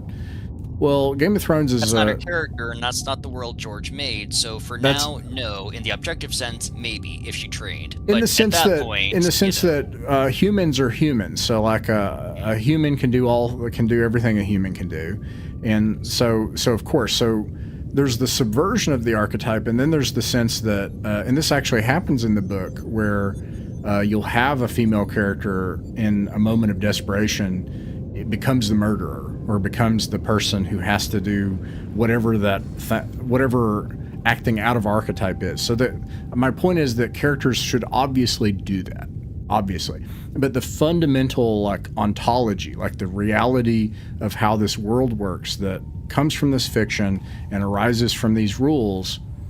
My big revelation is that it needs an Alina Tyrell. It needs the matriarch of Khund. And mine doesn't. I have to admit it. We don't have that. And what I was going to say is that the opposite version of this is that every woman is just a male traveler. That's which is what you were saying is the crappy thing that male players do, right? And so I don't think it's scrappy. It's like there's a place for that in the game. It'd just be nice to have a bit more variety, you know? Well, and I don't think we're actually accomplishing this fundamental fictional layer. And, you know, another thing that showed me this is when you tipped me off to the stainless steel rat. And I saw that, and I was like, it really challenged how I viewed these things. And, you know, I don't know, like Robert Heinlein, to come back to him, he you know that meme that's like the author's depiction of a horse or the artist's depiction of a horse, you know? You could kind of say that about Robert Heinlein, like the author's depiction of a woman. Like if you look at how women are in Stranger in a Strange Land or something like that, they're sort of like, have you been a woman, Rob? Like what are you doing? He probably has, just a very specific kind. You know what I mean? And he's got this weird daddy's boy problem in all of his novels where he's always trying to reconcile with the daddy at the end, and it's this weird thing, and there's if I wanted to watch daddy-issued torture porn, I'd go watch Evangelion, and I can't stand that either. I feel this way. I was reading Poul Anderson, I was like, you know, which we're going to figure. I think he's actually a much better writer when it comes to depicting the fair sex. Well, I wasn't going to say women. My point is that you have these women who are. Let me bring up my examples, because when I read it, I was sort of like, it affronted my sensibilities. Okay, but now with this point of view, I can see how this is a mythic design. This is actually important for how this works. Let me see here. Let me find the women. I put the stainless steel rat. Okay, is a simp. Heinlein's female characters, like I said, like they're like, you know, the author's weird depiction of a woman. Poul Anderson, like Three Hearts and Three Lions, these flimsy damsels that are just like these wispy, fragile, flimsy damsels that just like, you know what I mean? And like that is not at all what I got from the women in Three Hearts and Three Lions. That's fine. Like polar opposite what I got. Okay, but like nonetheless, and Gene Wolfe too, like in Shadow of the Torture, like in these books, women they do a certain thing, right? And anywho, I can see the cost is that you can't. My point is you shouldn't take that out. That's my point. Well, that we were in agreement with completely. So like that is a part of the genre. Can a female character? So maybe we're not in disagreement, because can a female character be a traveler to subvert the archetype? Yes. Can they be the archetype but then act out of the archetype? Yes. But in my opinion, the fundamental thing has actually had the cart before the horse for most role players and for most fiction, which is that these female archetypes are integral for how a world should work. And we ought to have them. It's beyond just cool. It's actually how the social intrigue would work. And then the key thing is these are humans struggling to be human in an overwhelming, devouring machine. And so for that to happen, you have to have people that stink and feel a certain way and act a certain way. They also need to be shitty. They also need to, like, these people need to be like crappy, actually. And all this stuff you talked about in the beginning about how nasty this setting was, I think it needs to be that way. Okay. It's a huge satire of, like, even before Thatcherism, kind of what life was like in England, especially with how bureaucratic it can get. Lots of elbow rubbing, lots of corruption. Kids playing in the ruins for a time. Although something that's, go figure, not very British and definitely not more Cockian is, even though the Universal Brotherhood has some shady aspects, in this novel at least, they are very much, pardon the pun, on the side of angels. Okay, and that was another revelation. They're not perfect, but they're, clearly, when Megan gets beaten up with that poisonous, another great traveler critter that can roll on a table, venomous sea serpent you can make a whip out of. That you should absolutely harvest for your game. So Doomer sees the guy suffering. It's like, this pult isn't gonna save anything. He's still in pain. It's like, well, we're gonna do what we can with what we've got. And that of course leads Doomers to march over to the prince's tent, and the guard actually lets him in just because he was that impressed by the fight. So something else to take note of, GMs. NPCs remember the characters. And not just in a, I'm going to pay you back 3 times way. Yeah. Well, actually, just to summarize this point for Traveller referees, the sense of, well, I'm all the way on the other side of this planetary arm. They should encounter something new. No. Actually, that's my point. It's a dramatist persona. No, actually, they should just encounter the same character. It should be like Star Wars. They should be in the same central drama with things that, and I'm surprised by this. This is not what I would have said a year or two ago. I think I finally got what you mean now from earlier. Did you mean a specific person who they reoccurringly meet? Yeah, you shouldn't be simulationist and say, "Whoa, we're over in a different part of this subsector." No, actually, they should. Okay, because what I thought was, when you rolled researchers on this planet, it was a different person, and on this planet, it's a different person with a different goal. Now I understand you meant the same researcher on a different gig, and that I am absolutely on board for. Yeah, and I'm blowing this blows my mind. This would be blasphemy to myself a year or two ago, because I was a simulationist, and I am. I like simulationist games, which is also kind of odd for role-playing game people, but no, you should actually have the person that heckles somebody just keep showing up. The same Starport drunk should show up on 3 worlds, and they should. I'm really surprised to hear myself say this, to be honest. But anyways, as part of these kind of mythical archetypes, this space opera thing, you mentioned religion and the. It's funny, Tanner. I actually got the opposite impression of that church. I actually got the impression that they were really nasty and gross. Now, that one guy wasn't, right? There's the guy who, the brother who shows up, and he's at least a true believer, and part of his religion is charity. But have you watched Blake 7? I still need to. Okay. I know how it ends, but I'm still going to watch to the end someday. And I also need to see Sapphire and Steel. There's an episode about this where they have a Universal Brotherhood show up, and it's based on this. And there's a mild suggestion in the text that what's happening is, because he says, Doomerus mentions this. He's like, hey, you give them communion so that it can help them. Give him communion right now, because he's thinking they're holding it back because of religious reasons. And they're like, no, we tried to give him as much as we could. The communion is a drug. It's a drug. So much of this setting is a drug. Trust me, when they're drugging poor people to get stuff out of them. That's what's happening. Here's the reason I say this has a slightly more positive bent to it, because absolutely, the drugs and the hypnosis are very, very shady. The hypnosis, yeah. What makes this different from, say, how Moorcock would approach religion? And Moorcock was had a very deep respect for EC Tubb, so don't take this as a strawman, people. He was anti-Tolkien, yeah. Yes. We'll get to Moorcock one day. Yeah. Moorcock hates religion, because he's Right. still alive at the time of this recording here. You know, any chance he gets, he will show it as bad. Here, even though Doomerus is a strict secularist, he actually thinks the big reason people fail in gladiator pits is that you will not kill law. You know, and that holds people back. He doesn't trust the Brotherhood. But, bearing in mind that butt problem from earlier, they will bury the hatchet to deal with the cybers.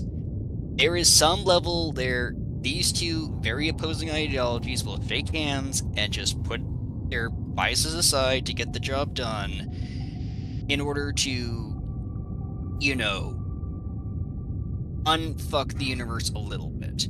And with someone like Moorcock, that would never happen. The Brotherhood would be the problem in his eyes. Well, yes, I agree about Moorcock. And so this is tedious. I think I'm sorry, it's just a failure. It's a failure of modern fiction, and the Winds of Gath reveals it. Now, I get it. I'm a religious guy. I get it. But I don't think you have to be as an author, and I don't think that's the point. The thing that happens in Winds of Gath is not merely a matter of sides. Now, some of our fantasy fiction we're reading, which is kind of cool, right? Like, there are sides. You're either on the side of law or on the side of chaos, and etc. But in this case, it's actually really complicated, and there's wheels within wheels. And I think this is actually essential to, and it goes back to the central theme. I think this is the key, is it's about being human. And you can't be human and not have religion. And let me try to explain what I mean by that. Because it's Doomerist who has the religion I'm talking about, not the obviously religious people. Let me present an alternate view. The religious people, I got the impression that they're nasty, and they're actually really gross. Oh, trust me, I assume they're going to do something really off in the next few books. Yeah, maybe. I'm counting the pages. So the thing is, they have this philosophy that, for me, from the point of view of Doomerist, like if you put your Doomerist brain on, right, and you're looking at the world from that lens, they are trite and base, and they're like, their view is, because what I mean is, like, you have these people who are just like, oh, we're a universal brotherhood, we're all humans, and that's the part that matters. And meanwhile, there's just like abject suffering and cooperation with this corruption and stuff like that. So, you know, and it's the typical stuff about religions and stuff, everything, right? Postmodern view of religion. However, this is the part that is wild. The Doomerist knows as a secret that the Universal Brotherhood is actually the holder of truth, but not in the way they think. Because what's the truth? We are a universal brotherhood, and only Doomerist knows that.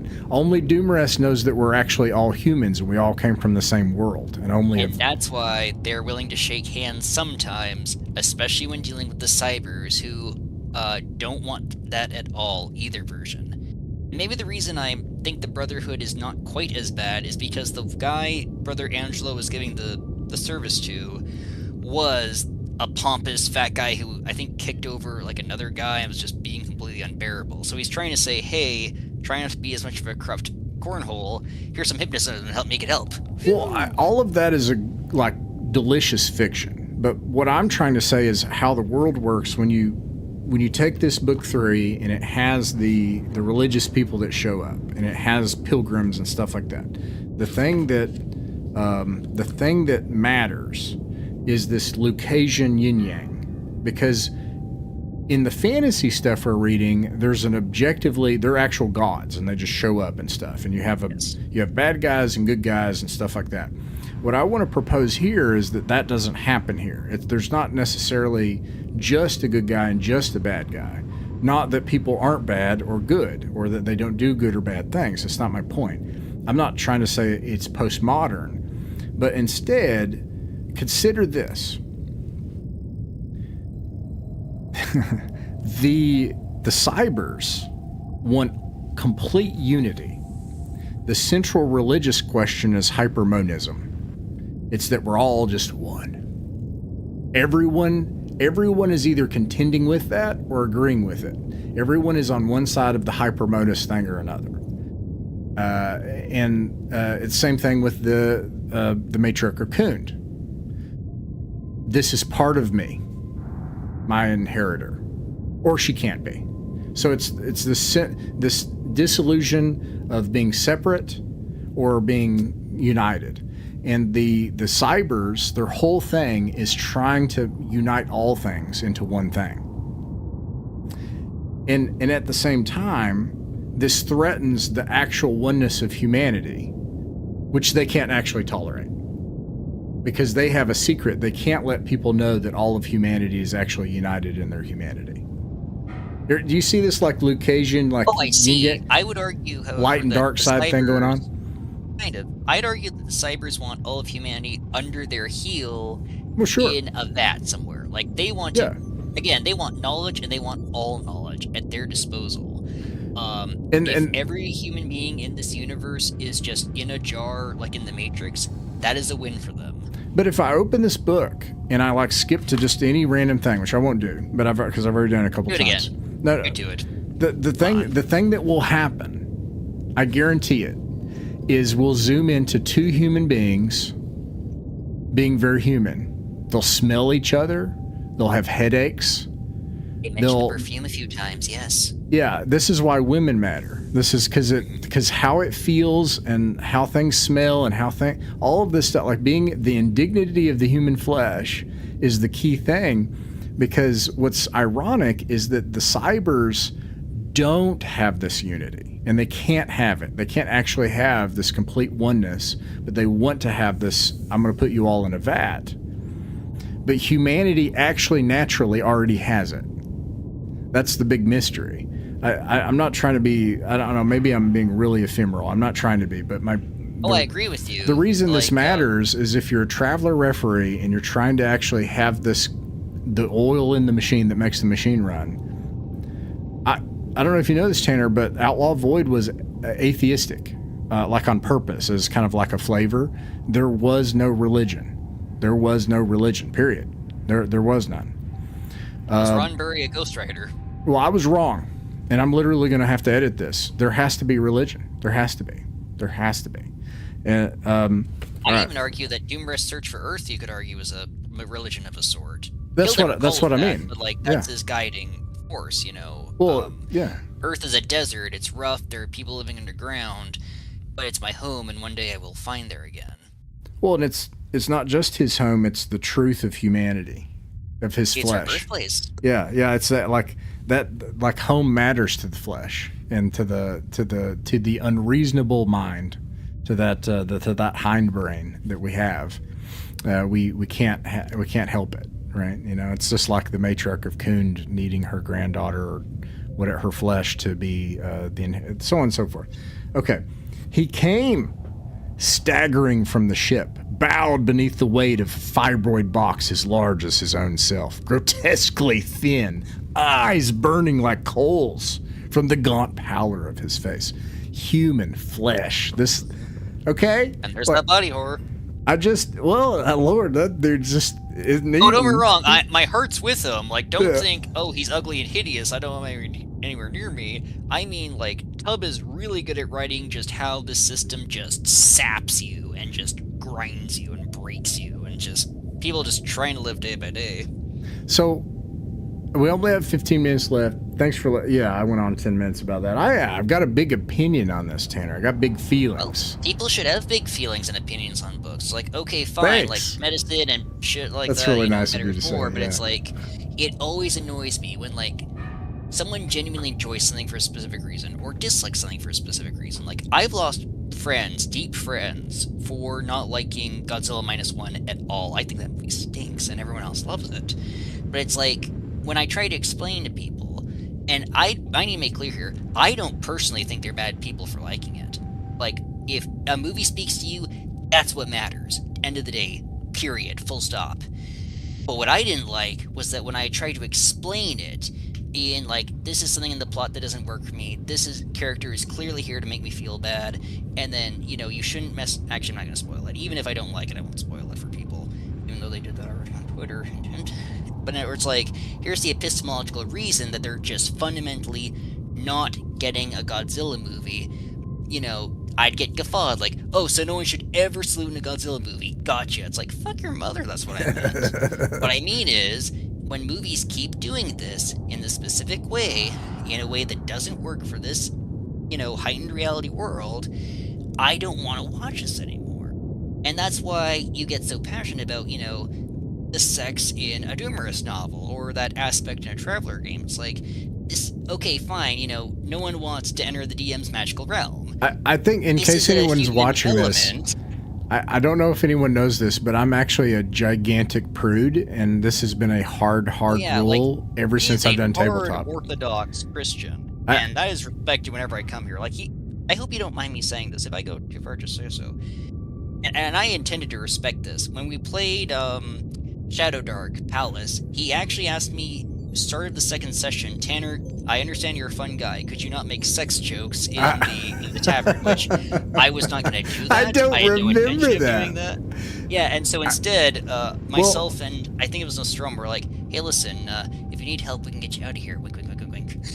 That's so funny. I don't remember that. I'm so sorry for being so insufferable. But you weren't insufferable though. I didn't want to. I wanted to respect your role as the host, right? I appreciate it. Of course, yeah, that's very polite of you. I appreciate that. Yeah, but see, now I'm starting to think, man, maybe it's right. It depends on how deep you want to go. But my point is, just in case anyone doesn't know who I am, I never wanted to come to this conclusion. I definitely was not operating on this conclusion literally until like I revisited this, and then a couple other things like Stainless Steel Rat, and Gene Wolfe. Okay, when I reread that first novel, I came to I figured out that Gene Wolfe wasn't just being a pervert. I was just really fast to just be like, oh, if you do this kind of stuff, it's, as they say, the author's barely disguised fetish or whatever, right? And then I realized, at least in the case of Gene Wolfe, that the reason he's doing it is how important realism is. And how important pain is, and how he has to bring you into that pain. And actually how this is very human. Like the humanity of it and the sincerity of it is important.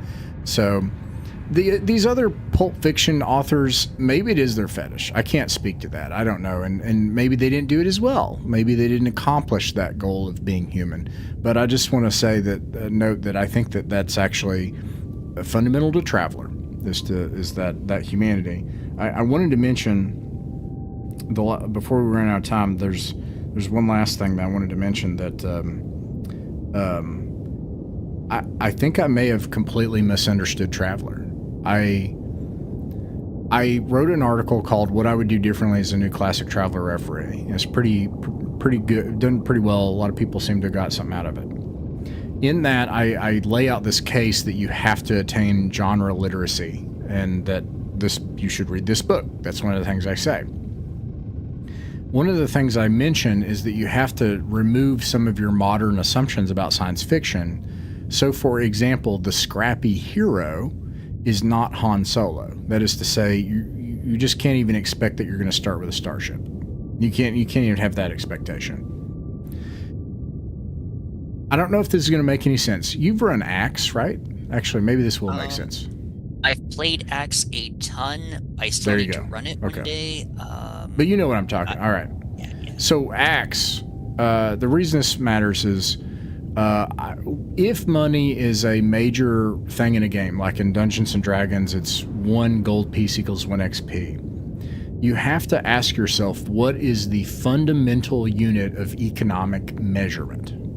What is that 1 gold piece measured against, such that a monster or a dragon should have this much gold, and a villager should pay this much in taxes? In Traveller, I have always assumed it was the starship.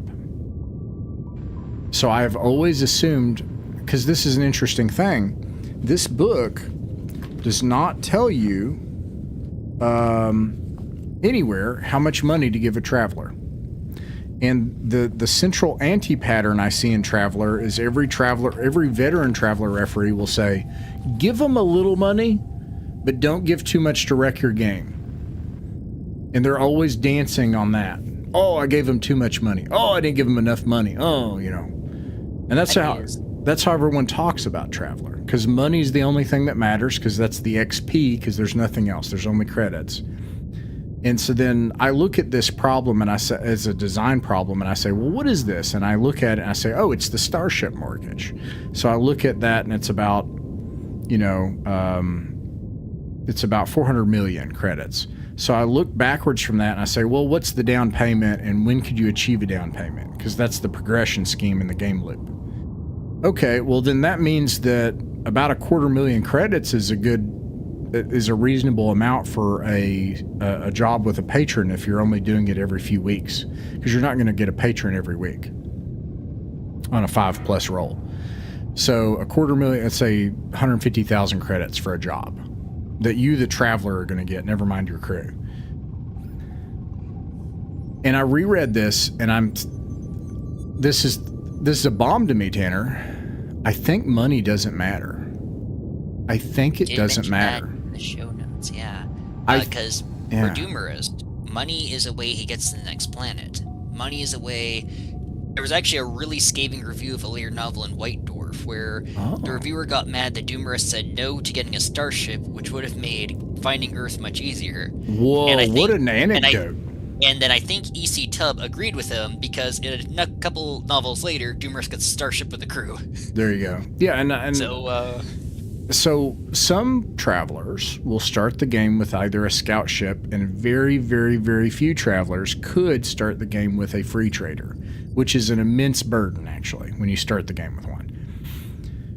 Most travelers will start the game with enough credits where from book 3 they're not going to perish. They could probably actually just be a normal guy and not be a traveler anymore. Some travelers are going to start the game with 3,000 credits as a Marine kicked out at 19 with Rifle 1. I think Traveller allows you to be the matriarch of Kund and Doomerest in the same room on the same adventure. Yes.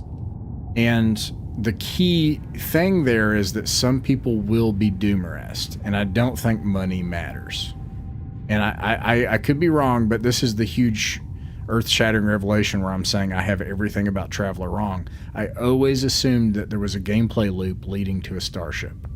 And I think Travelers, no one in Winds of Gath is a starship captain except one character off-scene. The matriarch of Kund isn't. This noble, the psychopathic noble, I actually think he's a great Traveller character, by the way. He's got like a guy that he's hired.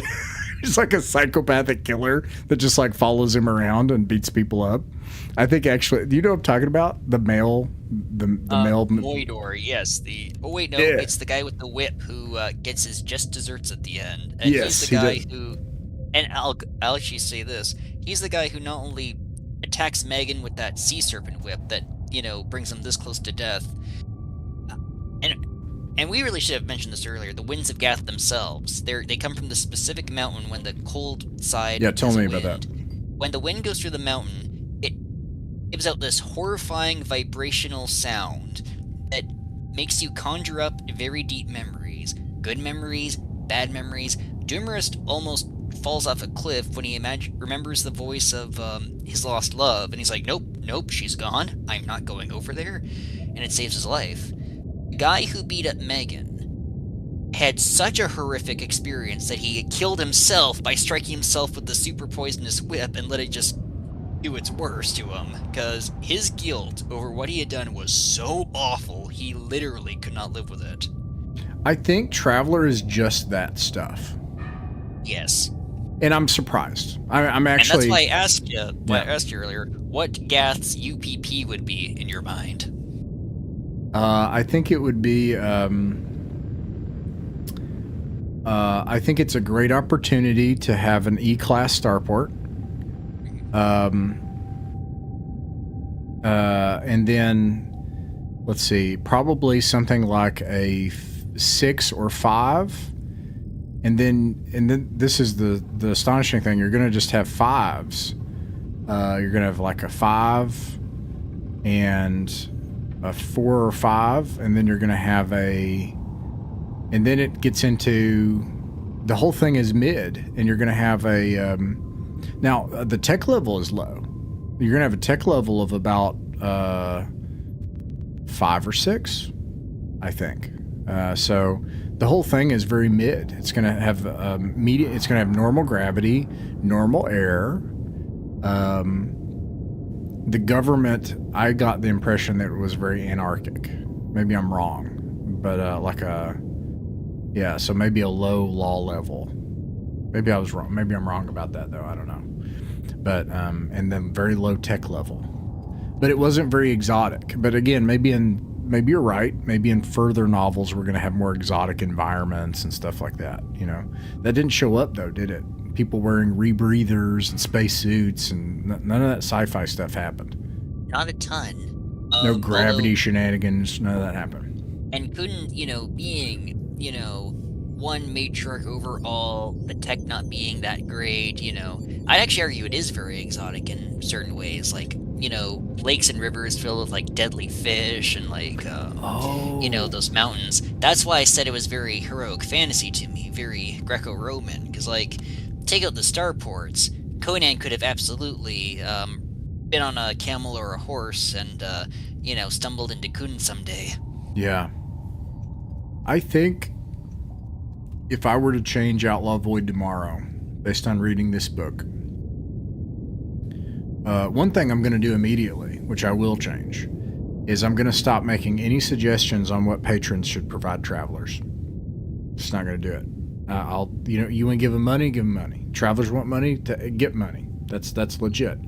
But when I think about all the heroes of these books, none of them were motivated by money.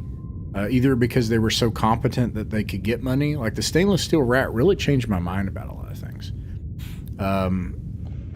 He could get money if he wanted it. What the real draw for him was that he couldn't pass up being a troublemaker. And they're like, we're going to put you right in the middle of everything. He doesn't have it in his bones to not do it. At least initially. Doomerest wants to go to Earth. And I'm realizing this is not an adventure game. This is a role-playing game. People ought to actually have like a person with a personality and a character and a goal and people they hate and things that they're against and things they're for. And man, Tanner, this is blasphemy. If I had told myself this a year ago, myself from a year ago would be like, dude, what are you on about? That's not Traveller at all. Honestly, my experience with getting into DCC and then Axe and then, so many of these games, Lamentations definitely, even before Axe, what is the big unlearning process and actually getting to play in a campaign that doesn't get gunked after 3 sessions or has a DM that's completely poisonous or, like really understanding, these are pulp science fantasy simulators. Well, actually, yeah, they can be world simulators, and that's great too, but like, it's not an adventure path where you go on the ride and you shoot the alien at Disney World. Although as travelers, you probably will shoot an alien at some point. This is, freewheeling. Characters can make mistakes and die. Characters can make mistakes and need to get their levels restored. Characters can make mistakes and lose a leg and need a robotic replacement.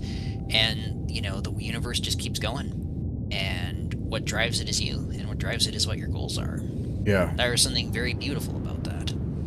Yeah. Well, that's an awesome note to end on. We're out of time. That was a fantastic note to end on. Tanner, blast as always. Really appreciate you being willing to chat about the books. Yeah. Appreciate you. He's happy to help. Sorry for talking over you so much. It's not something I can help very well. That's fine. Yeah, so, and everybody, thanks for tuning in. And I hope you enjoyed it. I hope, if you're interested in Traveller, the role-playing game, I heartily endorse this novel, frankly, as a starting point. Almost a companion to the rules itself. That's how much, like Tanner said, the word traveler. Like it just starts right away, and these are travelers, and how do travelers work, and it details all this. So this is like almost like a traveler Bible. So, anyways, And honestly, it's not my favorite read, but I gotta tell you, it's a pretty good book on its own right. I had a You should good probably check time. it out for its price. Yeah, like Yeah, I will say, just as a book, it takes like a 1/3 point to get warmed up, and there are points where it's, in my mind, at least it was meandering. Once it does the whole reveal in chapters 12 and 13, and it kind of shows you why everything was going on. Then it clicked. I'm like, okay, this is really impressive. Like, maybe it's a little silly to be like surprised by a book from this era in the plotting sense, because people could probably see this coming from a mile away. I'm like, oh, Mr. Tubb, you know what you're doing. Yeah. I had a good time. And yeah, very well done science fiction, and I can't wait for 2 or 3 months when we do this again. Hopefully with more people. All right. Well, thanks a lot, Tanner, and thanks for everybody for watching, and we'll see you next time. Take care. All right. It is closed. Stream is finished.